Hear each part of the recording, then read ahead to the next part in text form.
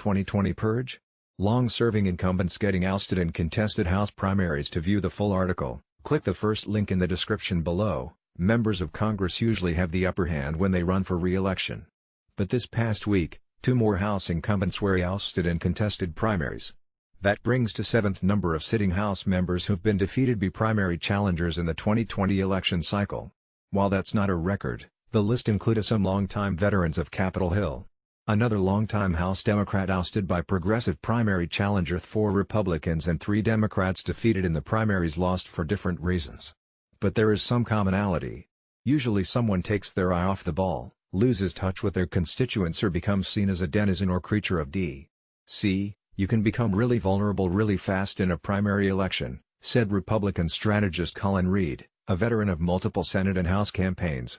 Here's a quick look at the 7 House incumbents who will be packing up at the end of the year. Rep. Lacy Clay, Demo. The 10-term congressman was defending a seat that's been represented by his family for more than half a century. Clay succeeded his father, the late Rep. William Clay Sr., who held the St. Louis area seat for more than 30 years and was one of the founders of the Congressional Black Caucus.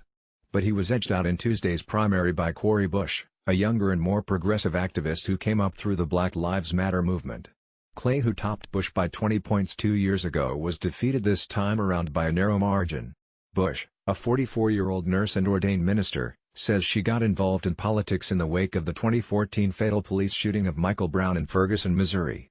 Her second bid to unseat Clay started grabbing momentum after the May death of George Floyd sparked national protests against police brutality against minorities and systemic racism.